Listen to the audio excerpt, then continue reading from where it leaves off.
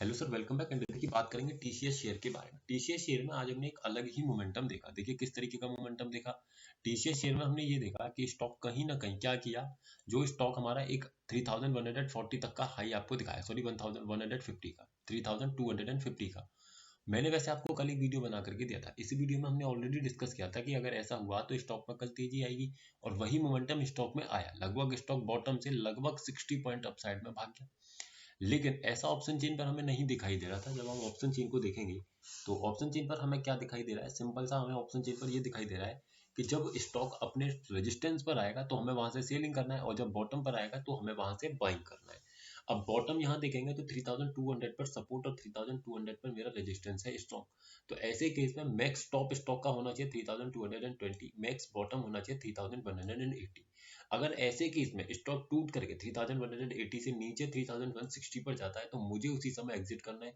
और 3220 को अगर ब्रेक करके अगर ऊपर चला जाता है 3240 पर, तो उसी समय आपको एग्जिट करना है। यानी कि वैसे तो स्टॉप लॉस आपका कम है, यानी कि मैं हमेशा क्या कहता हूँ, जब भी आप रेजिस्टेंस पर आए यानी 3220 पर जब भी स्टॉक आएगा तो आपको क्या करना है, वहां से अपनी पोजीशन को सेल करना है। यानी कि आपको तो अपना फंड अपनाना है, जो आपका रूल है उसको फॉलो करना है।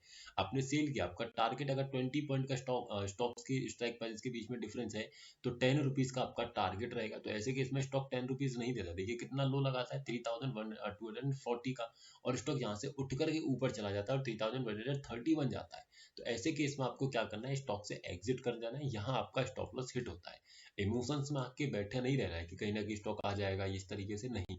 अगर स्टॉप लॉस आया है तो उसी समय स्टॉप लॉस से एग्जिट कीजिए। और सिर्फ क्या करना है आपको, सिर्फ और सिर्फ वेट करना है किस चीज का, अनदर पोजीशन का, कि अगर दोबारा से मेरे सिचुएशन में आएगा जो मेरा क्राइटेरिया, तो ही ट्रेड करूंगा, अदरवाइज नहीं करूंगा, है ना।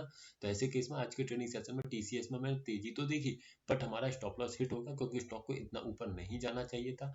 रेजिस्टेंस अपने आप में स्ट्रॉन्ग है, सपोर्ट अपने आप में स्ट्रॉन्ग है। पोजिशनली अगर मैं बताऊं तो पोजिशनली स्टॉक में सिर्फ इतना ही ध्यान रखिएगा कि जो अभी के लिए फिलहाल के लिए रेजिस्टेंस जो दिखाई दे रहा है अपने आप में बेहद स्ट्रॉन्ग दिखाई दे रहा है। इसका मतलब क्या है कि कहीं ना कहीं रेजिस्टेंस की तरफ से एक बेरिश प्रेशर तो रहेगा। 3200 के आसपास से कहीं ना कहीं बेरिश प्रेशर मिलना चाहिए, लेकिन स्टॉक फिर भी आज जितना ऊपर भागा। तो ऐसे केस में आपको क्या ध्यान रखना है कि जो 3200 से ऊपर की तरफ एक स्ट्राइक प्राइस आपको देखने को मिलेगी, जहां 70% का ओपन इंटरेस्ट जनरेटेड है।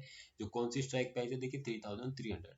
वैसे तो ये डिक्रीजिंग है, लेकिन आपको थोड़ा सा यहाँ ध्यान रखना है कि अगर ये प्रेशर अगेन इंक्रीज हुआ तो ही स्टॉक ऊपर जाएगा। अदरवाइज जो स्टॉक यहाँ खड़ा है ना कल के ट्रेडिंग सेशन में, इस लेवल से स्टॉक में गिरावट आपको देखने को मिलेगी। तो आई होप आप समझे होंगे। वीडियो सिर्फ एजुकेशनल पर्पज है सर, किसी भी तरीके की बाइंग सेलिंग होल्डिंग की सलाह आपको नहीं दी जा रही। अगर स्टॉक्स में किसी भी तरीके की आपको क्वेरी है तो कमेंट बॉक्स में पूछ सकते हैं, और हमारे व्हाट्सएप चैनल पर अगर आप ज्वाइन करना चाहते हैं तो कर सकते हैं, जहां आपको इंट्राडे में स्टॉक्स के लेवल्स प्रोवाइड करने का प्रयास किया जाता है। स्विंग ट्रेड्स भी प्रोवाइड करने की कोशिश की जाती है। Thank you so much for watching the video.